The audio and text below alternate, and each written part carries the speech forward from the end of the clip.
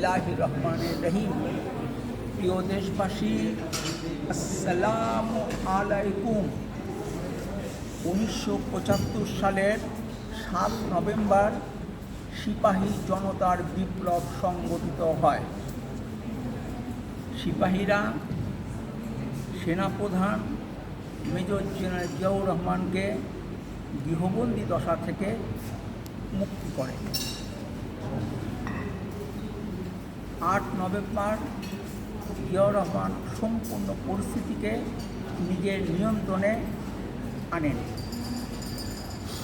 24 November 7 নভেম্বরের সিপাহী জনতার বিপ্লবের নায়ক কর্নেল অবসরপ্রাপ্ত আবু তাহের ও জাসদের নেতৃবৃন্দ গ্রেপ্তার হন। 26 নভেম্বর প্রেসিডেন্ট ও প্রধান সামরিক আইন প্রশাসক বিচারপতি আবু সাদাত মোহাম্মদ সায়েম জাতির উদ্দেশ্যে ভাষণ দেন।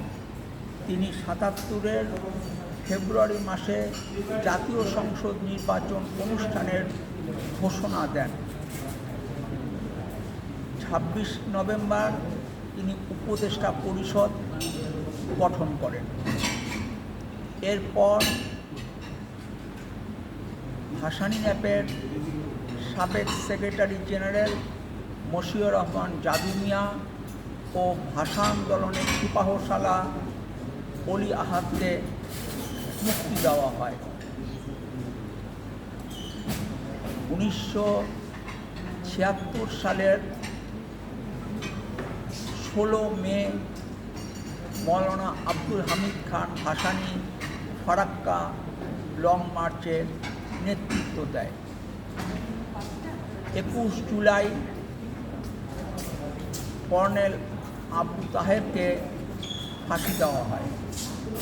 22 জুলাই রাজনৈতিক দলবিধি জারি করা হয়। এর অধীনে 56টি রাজনৈতিক দল আবেদন করে। 19টি রাজনৈতিক দলকে তাদের সাংগঠনিক কাঠামো, দলীয় কর্মসূচি ইত্যাদি ঘোষণা করার অনুমতি দেওয়া হয়। এই 19টি দল হচ্ছে Bangladesh Muslim League, National Awami party Mashiur, United Peoples party, Bangladesh Labour party, Tafsili Jati Federation, Bangladesh Awami League, বাংলাদেশের Communist party, National Awami party Muzaffar, Jatiya Janata party, গণ আজাদি লীগ, পিপলস লীগ, জাতীয় লীগ, ডেমোক্রেটিক লীগ, ইসলামী ডেমোক্রেটিক লীগ, জাতীয় সমাজতান্ত্রিক দল, সাম্যবাদী দল, নেজামি ইসলামী, জাগমই ও কমিউনিস্ট লীগ। চলবে, ভালো থাকবেন। সম্ভব হলে দেশ পরিচালনার নীতি ও পদ্ধতির পরিবর্তন নিয়ে কথা বলতে রাজনীতির আড্ডাখানা বলে পরিচিত রহমত রাব্বানা ও রুম্মানে বেড়াতে আসবেন। ফি আমানিল্লাহ।